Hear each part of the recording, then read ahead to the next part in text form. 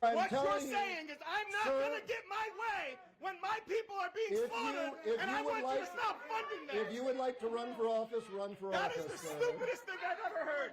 You are the most soulless piece of crap I've ever seen. That's your opinion. Soulless. Soulless. Sir, get off the get off the stage. For the last month, Republicans have been bombarded with angry voters at town halls in response to Trump's policies, including the thousands of jobs that have been cut by Elon Musk's DOGE. Now, publicly, Republicans are dismissing these angry voters as Democratic plants or paid operatives. Here's Speaker Mike Johnson. The problem is they're being ambushed right now by what are some, in many cases, paid protesters. You've got George Soros-funded groups. They're very well organized. They fill all the seats. And so the actual constituents of these Republican members can't actually make it into the arenas. Now, President Trump has also joined that chorus, basically claiming on his knockoff social media site that demonstrators are paid troublemakers. Of course, there has been no evidence to support this claim as of yet. And privately, however, Republicans are freaking out. That same Mike Johnson, who dismissed these protesters, has been encouraging Republican lawmakers to actually skip town and skip town halls that are populated with angry voters. GOP Congressman Richard Hudson, who chairs the NRCC, went further, telling Republicans to stop having in-person town halls altogether. Hudson grimly compared this current situation to 2017, when Republicans were confronted by angry voters at town halls over their attempts to repeal and replace the widely popular Affordable Care Act. As Republican lawmakers are being discouraged to hold town halls, Nebraska Republican Congressman Mike Flood powered on. Let's talk about this. So your proposal to solve this is to tax the rich. Nebraskans grilled Flood from Social Security to international relations. Would you oppose going to war with Canada? Yes.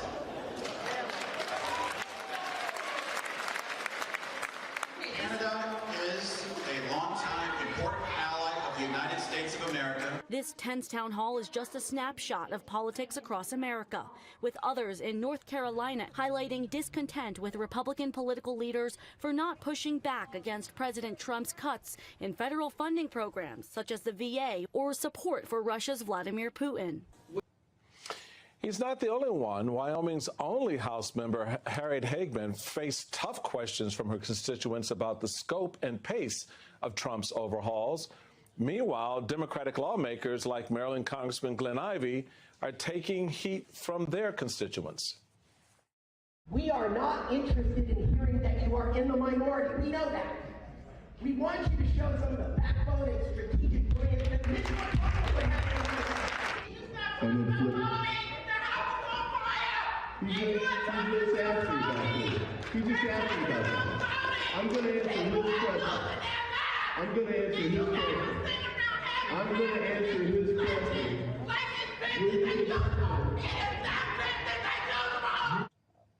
And overnight, a federal judge ordering 18 agencies to hire back 20,000 federal workers the administration fired. The judge saying the mass firings didn't follow certain rules or give advance notice, causing the impacted states irreparable harm by having to assist thousands of unemployed workers.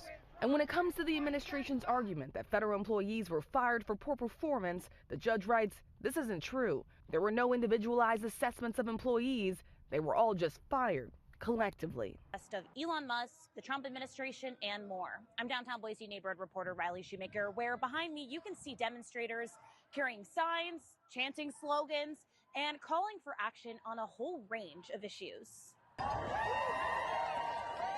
A crowd of hundreds gathered outside the Idaho state capitol on Saturday, answering a national call for protests in all 50 states.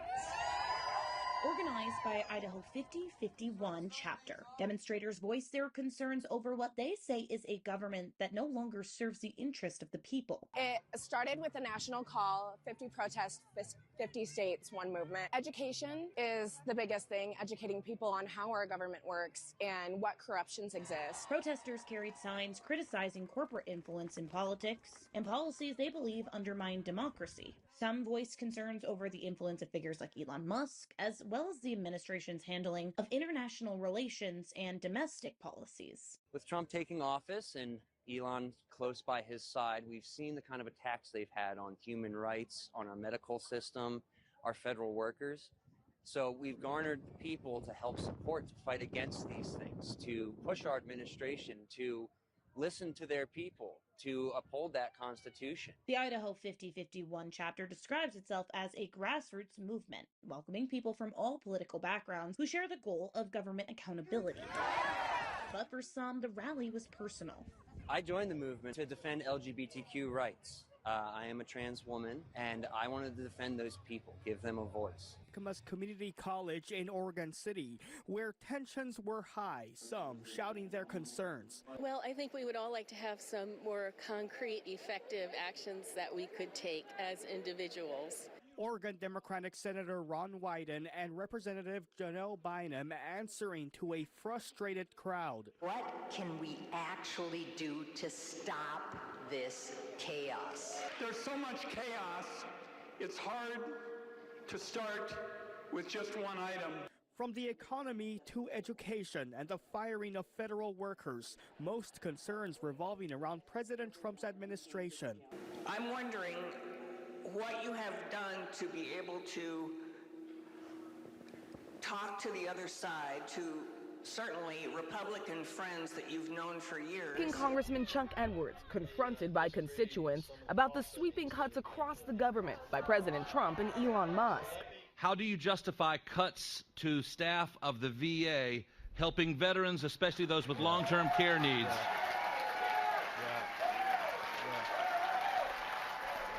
So first of all, there have been no cuts to the staff as of this. Edwards repeatedly booed as he took questions for 90 minutes. Like him or not, Elon Musk has brought a lot of really smart people to DOGE. One interaction turning so contentious, this man had to be escorted out. You don't get to do this to us! The Trump administration is pushing forward with those cuts. Thousands of workers have already been fired across the federal workforce.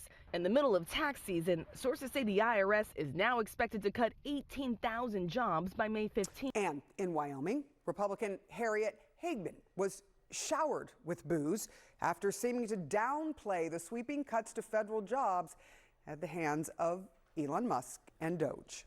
Here's the only thing that DOGE has done, which is it's so bizarre to me how obsessed you are with federal government. But here's the thing.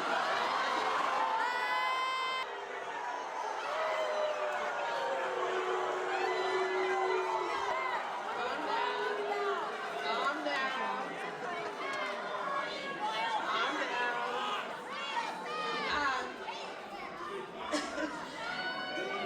All DOGE is doing is, you guys are going to have a heart attack if you don't calm down. I'm sorry. You're having heart attacks. It's just really over the top.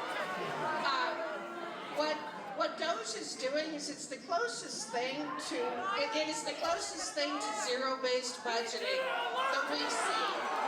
Why would you be opposed? Why would you be opposed to us looking on a line-by-line basis whatever you... From an immigrant from South Africa who wasn't elected! In domestic politics, should Democrats play dead or should they fight back? The party's really divided when it comes to challenging President Trump and his agenda. And now we're seeing these town halls across the country, voters saying what they want them to do. Do the Democrats have a game plan? Can they get together, the House and the Senate, and do something? Trans people have been viciously targeted by this administration. What are you and other Democrats doing to protect them? I hear Democrats talk about strategies for taking back Congress in the midterms. Will we even have a midterm? Will we even have future elections?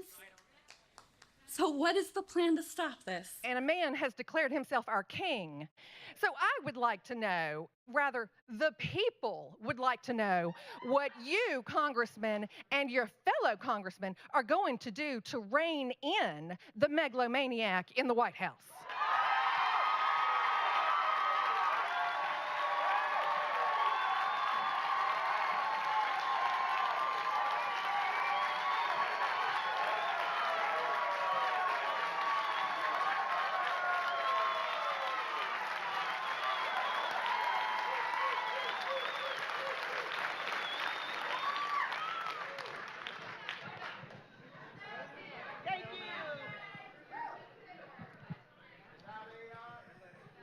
I'm not going to give you my best foghorn leghorn response to that. But what I was, you can go ahead and sit down. Thank you. When you talk about tyranny, when you talk about presidential power, I remember having the same discussion with Republicans when Biden was elected.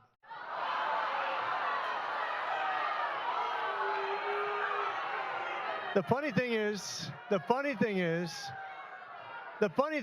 you're sitting here and a lot of you would probably say those January 6s who are yelling just as loud as you, who are upset just like you.